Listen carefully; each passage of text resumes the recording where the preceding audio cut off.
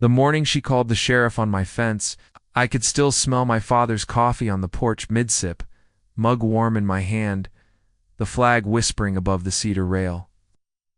I was staring at the fence my dad and I set 20 years ago. Post. By post, sweat, laughter, and a few loud words mixed in like mortar. It ran straight as a plumb line across the back of my property, a quiet old boundary dividing my yard from the common strip the HOA mowed twice a month. At least that's what we all believed until Karen moved in. Karen didn't drift into the neighborhood. She made landfall. Clipboard, yardstick, and a voice that carried like a bullhorn. First week she knocked, handed me a photocopy of HOA guidelines like she was swearing me into office. "Your fence," she said, tapping the page, "appears to cross onto association property. That tone like a principal who's already decided you're guilty, ma'am." I kept my voice level. "That fence sits where the old survey pins told us to put it, back when Dad was alive. We checked in '05 and again after the 11 windstorm." I nodded toward the line. "It hasn't grown legs." She measured me with her eyes. "We'll see," she said, heels clicking off my flagstone like they didn't belong there. At first I brushed it off. This neighborhood tests a man's patience. Trash cans too visible, flag too large, porch light too bright. But this wasn't about porch lights. This was about my father's Saturdays with a post hole digger, about the quiet handshake when we tamped the last post. A line that wasn't just ink and iron. It was memory, respect. A week later, a yellow notice bloomed on my fence. I set my fingers on the rough cedar my dad sanded himself and read it twice, making sure I hadn't lost my mind. I looked up at the flag storm-faded Proudhon, felt something tilt inside me. Not anger. Not yet. Disbelief. Like waking up to find your living room rearranged while you slept. That night, I walked the fence with a flashlight. Gravel crunched under my boots. Crickets sang in the weeds. The cedar threw back the beam like honey. I paused at the corner where the ground rises, and the soil smells like rain, even when it hasn't rained in days. That's where I remembered the pin cold, stubborn, at the bottom of a narrow cut Dad and I dug. I knelt, brushed aside thatch. No pin, just a scuffed pocket of earth like something had been pried up and hauled away. Morning came with a visor and a verdict. Karen stood out front with 2 board members bobbing like dashboard toys. "Remove the encroachment within 10 days, she said, loud enough for the squirrels. Or, I offered gently, we schedule a professional survey. Licensed crew. Mark the corners. We'll all know the truth." "Already scheduled," she smiled too quickly. "The HOA's surveyor is coming Friday." I wasn't naive. Some surveyors act like house experts at an open house paid to confirm what the seller wants. So I called an old friend from the county, quiet man named Miles who set monuments across 3 counties for 3 decades. If there was a pin, he'd find it. If not, he'd tell me why. Thursday night I pulled down Dad's coffee mug. One with the chipped rim and the little black star on the handle where it hit the truck door years back. I set it on the porch rail beneath his flag and promised I'd see this through. "We didn't set that fence wrong," I told the night tandem. "And if we did, we'd fix it fair." Friday beat like a drum. The HOA's crew rolled in first clean boots, shiny tripod, a tablet they waved like a wand. Karen stood, arms crossed, nodding before a measurement was taken. They paced, they beeped, planted 2 pink flags a yard into my side. Looks like encroachment. I stayed calm. Angry later, maybe now was for truth. "Appreciate you," I said, "but let's hold off on conclusions." Down the street came Miles' old pickup. Dusty dented, reliable as a mule. He nodded to the other crew the way neighbors should. No theatrics, just work. He unspooled a tape, checked a GPS unit, asked the right questions, deed dates, prior surveys, old plats. Then he went hunting for history. He knelt where I'd knelt, brushed the soil I'd brushed, dug deeper. No iron, but he found a square stain in the dirt, darker than the soil around it, like a footprint where iron once sat. He looked at me, then at Karen, then at the HOA crew. "Someone pulled a monument," he said plain, Even true. See the oxidation halo? That iron lived here a long time. Karen laughed. Too high, too thin. Or maybe he put it there. She jabbed at me. This is a show. Miles didn't blink. He asked permission to open 2 more spots, one by the creek bed, one near the maple. Scanned, measured, matched bearings to the plat he'd pulled from the county that morning. Worked like a man combing scripture for the exact verse. Then he did something small that felt enormous. He walked to my fence, set his hand on it, and said, "This is right." Something flushed hot through my chest, then cooled. Not victory proof. The kind a man sleeps on. Karen reddened. "Have our flags," she insisted, pointing at pink plastic like it was law. "We'll file our notice?" Miles slid a warm printout from his clipboard. County plat, deed description. Chain of title referencing the original iron. Your flags don't trump recorded history. Her eyes flicked. Disbelief tipped into my anger, not the shouting kind, the standing kind. "You accused my father's work of being a lie," I said, steady. "You stapled that notice to the boards we set with our hands. That fence isn't just wood. It's the last summer we built something together." Silence. Even the bobbleheads stopped bobbing. Karen swallowed the only weapon she had left. "Will review," she said, with counsel. Got a sheriff car rolled by, slow as fate on a Sunday drive. He'd been called, of course. He saw 2 survey crews, 1 stack of records, a crowd of neighbors, then tipped his hat. Kept going. I lifted Dad's mug, drank cold coffee, and tasted dignity. By sundown, the story had legs. Neighbors drifted over with folding chairs and casseroles like it was a backyard symphony. Folks who'd kept their heads down all year shared quiet confessions. She cited my birdhouse for roofline rules. She measured my mailbox. I got a notice for drying a quilt. Turns out we'd been living in separate houses of the same problem. We circled. Chairs by the maple that shadows the fence line. My wife poured lemonade in jelly jars. The flag snapped once in a breeze that smelled like fresh-cut grass and somebody's fried chicken. I told them what Miles found, careful with detail, not stirring the pot.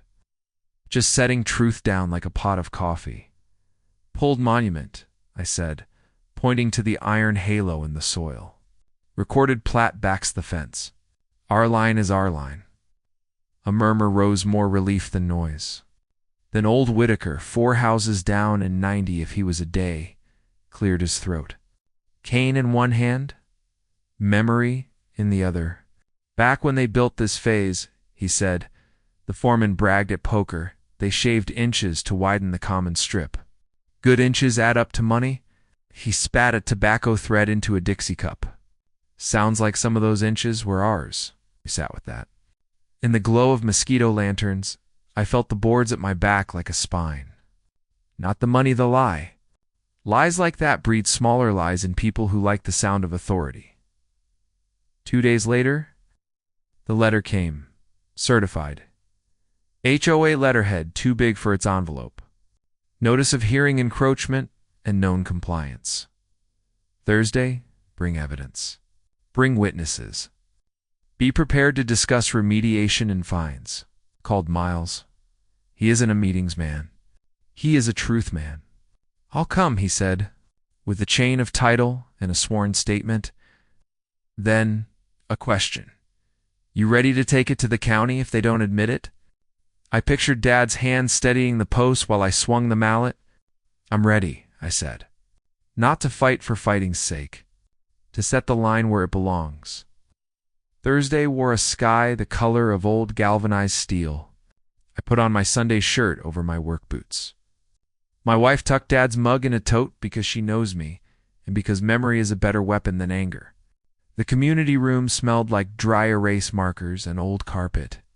On the board, Karen, the 2 bobbleheads. And the HOA attorney smile that stopped before it reached his eyes. Neighbors filled the back rows. Whitaker tipped his cap. Young families, usually earbuds and strollers, stood arms crossed now, focused. I wasn't alone. That mattered. Karen started, practiced, and crisp. We are here to address a long-standing encroachment undermining community boundaries. Our contracted surveyor identified our surveyor. The attorney cut in.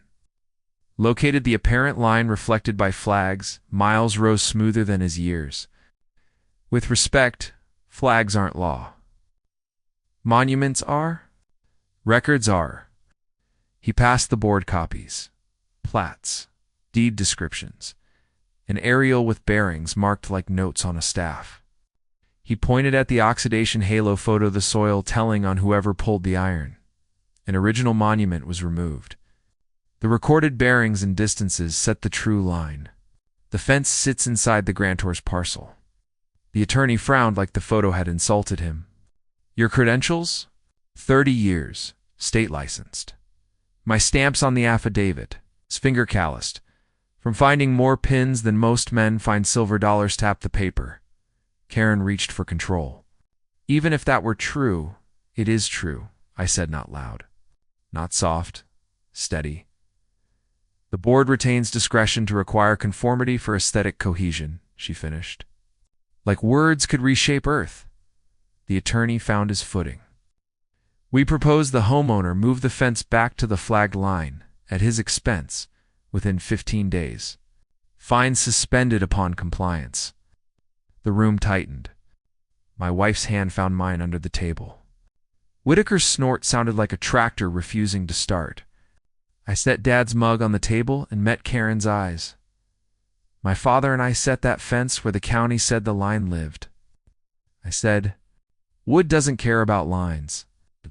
People do. Inheritance isn't just what you get. It's what you protect. If you believe aesthetics outrank the recorded truth, you're not running a neighborhood. You're hosting a pageant? Silence. Miles added the sentence that turned the corner. If you refuse to rescind the notice. I'll file with the county surveyor and the state board regarding monument tampering and misleading enforcement based on non-record evidence. Attorney blinked. Karen's jaw worked like she'd bitten an unpitted olive. One bobblehead whispered, "What's monument tampering?" "Felony in some states," Miles said. "Always serious." Air changed. The attorney asked for a recess. They stepped into the hall. For once I didn't feel like prey waiting on a verdict. I felt like a man who carried truth into a room and set it on the table between coffee rings and policy binders. They returned 10 minutes shorter. The attorney read from fresh paper. The board will rescind the encroachment notice pending independent verification of Mr. Miles' survey and county records. During this period, all fines are waived. No further action. Karen glared like I'd kicked her garden gnome. "This isn't over," she muttered. "Maybe not," I said. "But the line hasn't moved in 30 years." "Neither have I." We stepped into a sky the exact blue of my father's work shirt. Whitaker slapped my shoulder. My wife laughed, that wind chime laugh of relief. Back home, the flag over our porch didn't brag. It just reminded me who I came from. 2 weeks later, the county surveyor arrived, orange vests, steel-toed boots, no patience for politics. They didn't ask who said what. They opened plat books, checked title chains, and walked bearings like following a North Star only they could see. Neighbors lined porches. Kids balanced on scooters. Karen stood arms crossed, the attorney beside her, trying to look neutral, looking anything but. Miles came to not to showboat, to stand near the work he believed in. We followed the crew to the creek bed. They scraped back leaf litter and found a second halo in the dirt, square as a sermon. They moved to the maple, then the corner by the utility box. At each stop, a quiet nod, like hearing a familiar chorus in a long song. Finally, the chief turned to no one and everyone. Original monuments were removed. Fence aligns with recorded deed descriptions and 1989 plat bearings. He set a new iron pin into the earth, hammered it home with a thunk that sounded like a gavel. Monuments reset. I didn't cheer. I stepped back and let the sound settle into the soil, then into my bones. Justice is loud on TV. in life often sounds like a tool finding its seat. Karen started to speak appeal. Pivot, who knows, but the chief handed her the field notes. We'll file this afternoon. Any enforcement based on flags is void. He turned to me. You kept your cool. That helps. Had a good teacher? I said, glancing at the porch where the flag moved in a breeze that wasn't quite wind. That night, the HOA letter arrived. The board hereby rescinds and apologizes for the encroachment notice. Our records will reflect the corrected boundary. The attorney's signature looked smaller in ink than it had in person. As president, Karen had to sign too. Her name sat beside apologizes like a cat forced to wear a sweater. On the porch swing, my wife laid her head on my shoulder. You did it. I think the ground did it, I said. We just listened. Neighbors came with paper plates and grins. Sweet tea. A store-bought pie someone apologized for like it was a moral failing. We laughed a different kind of laughter now. Not at anyone. Just relief spreading like light in a dim room. Whitaker told the story of the flood year he tied lawn chairs to the maple.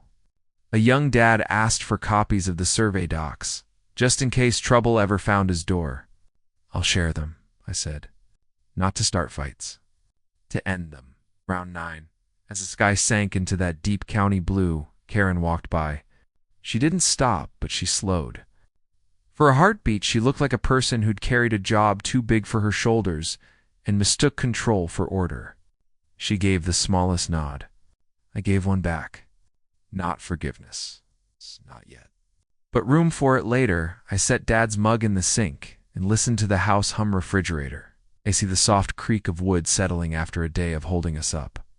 Dad used to say boundaries aren't about keeping people out. They're about keeping the truth in. I finally understood him. I stepped out to the fence. The new iron pin sat flush with the earth, humble as a nail. I pressed my boot heel into the soil and felt that old, stubborn steadiness rise through me. Cedar smelled like sun.